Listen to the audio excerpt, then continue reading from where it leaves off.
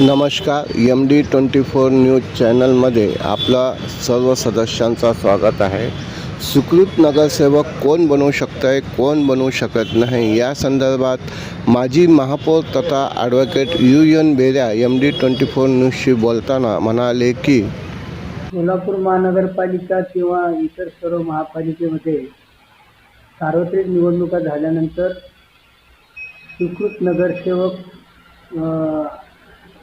नेमण्याची अशा पद्धतीचा नियम आहे. पूर्वी ते सुकृत नगरसेवक प्रत्येक महानगरपालिकेला 5 होते. आता ते दुरुस्ती करून कायद्यामध्ये ते 10 केलेले आहेत किंवा 10% ऑफ दी टोटल स्ट्रेंथ, म्हणजे एकूण संख्येच्या 10% सुकृत नगरसेवक नेमता येतात.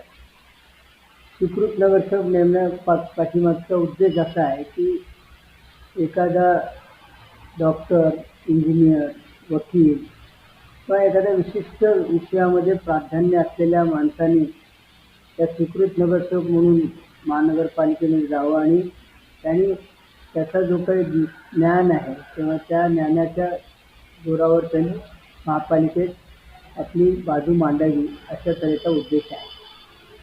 सुकृत नगरसेवक होण्याकरता नामनिर्देशन पत्र वगैरे दाखल करण्यात येत नाहीत, परंतु जे काही प्रोसिजर आहे, जे काही नियम महानगरपालिकेचा नगरसेवक होण्याकरता आहे, ते सर्व नियम सुकृत नगरसेवकाकडे करता देखील लागू आहे.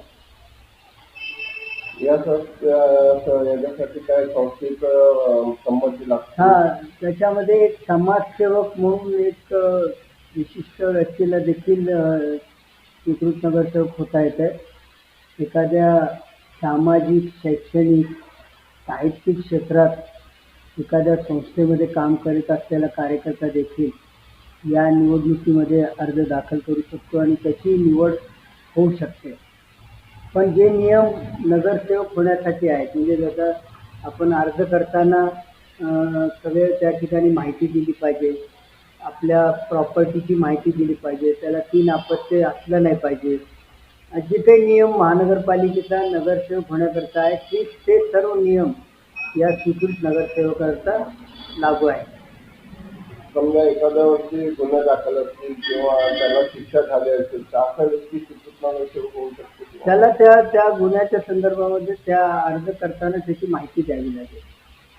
म्हणजे आयुक्ताकडे जे अर्ज आपण दाखल करतो, एक अर्ज दाखल करताना त्याचा जो काही फॉर्मेट असेल त्या अर्जामध्ये त्यांनी जे नगरसेवक होण्याकरता नामनिर्देशन पत्राप्रमाणे सर्व माहिती त्याला द्यावीच लागते. मग त्या अपत्या संदर्भातली असेल, त्याच्या मालमत्तेच्या संदर्भातली असेल किंवा त्याच्यावर असलेल्या गुन्ह्याच्या संदर्भात असेल, ती सगळी माहिती त्याला सुकृत नगरसेवक होताना आणि मग त्याच्याबरोबर त्याचे जे काही तो कुठल्या कॅटेगरीमध्ये सुकृत नगरसेवकासाठी अर्ज केलेला आहे, ही माहिती देखील त्याला द्यावी लागते. एखाद्यावर जर गुन्हा दाखल असेल तर तो होऊ शकतो किंवा नाही. गुन्हा सिद्ध होऊन 2 वर्षाची शिक्षा झाली तर त्याला ते करता येत नाही. पण 2 वर्षाची शिक्षा झाली नसेल आणि त्याच्यावर फक्त गुन्हा नोंद असेल तर त्याला त्याची माहिती द्यावी लागते. सुकृत नगरसेवक होण्यासाठी किमान 10 नगरसेवक व 1 सुकृत नगरसेवक असा आहे ना. ते आत्ताच्या याच्याप्रमाणे त्यांनी ते नियमात दुरुस्त करून 10 केल्याचं मी वाचलेलं आहे. आणि 10 म्हणजे आता समजा 10 नगरसेवक मॅक्झिमम किंवा 10% जे काही त्याच्यामध्ये कमी होईल त्या पद्धतीने नेमता येतात, म्हणजे 10 नेमता येतील. एखादा पक्षाला समजा 7 नगरसेवक मिळाले किंवा त्यांना 5 मिळाले, तो देखील सुकृत नगरसेवक नेमू शकतो? नो, त्याच्या टोटल स्ट्रेंथ त्याला त्याच्या नियमाप्रमाणे पाहिजे. निवडून येण्यासाठी जो काही भागीदारी करायचे असतात त्या पद्धतीने त्यांच्या स्ट्रेंथप्रमाणे त्या पद्धतीने ते नियमित करता येतात. त्यांची संख्या किती आहे त्या संख्याबळावर अवलंबून असते.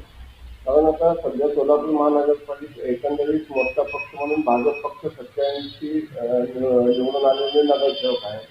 याजवळ दुसरा पक्ष म्हणून MIM पक्ष आहे, त्यांचे 8 नगरसेवक आले आहेत. त्यांना सुकृत नगरसेवक पद मिळू शकते किंवा कसं? असं आहे, भाजप कशा पद्धतीने किती नगरसेवक एका सुकृत नगरसेवकासाठी देणार आहे. उद्या समजा सुकृत नगरसेवकासाठी मत मतगणना झाली किंवा या अशा पद्धतीने नेमताना जर संख्या पाहिली गेली तर भाजप आता किती नगरसेवक एक नगरसेवकाकरता देणार आहे. समजा त्यांनी 90चा आकडा पार केला तर त्यांचे 10 होतील. 90 झाले तर त्यांचे 9 येतील 10 प्रमाणे आणि 10वी सीट जे आहे ना ते विरोधकांना मिळेल. तर ये होते माजी महापौर तथा ॲडव्होकेट UN बेरिया. नमस्कार. आपली प्रतिक्रिया कळवावी ही विनंती.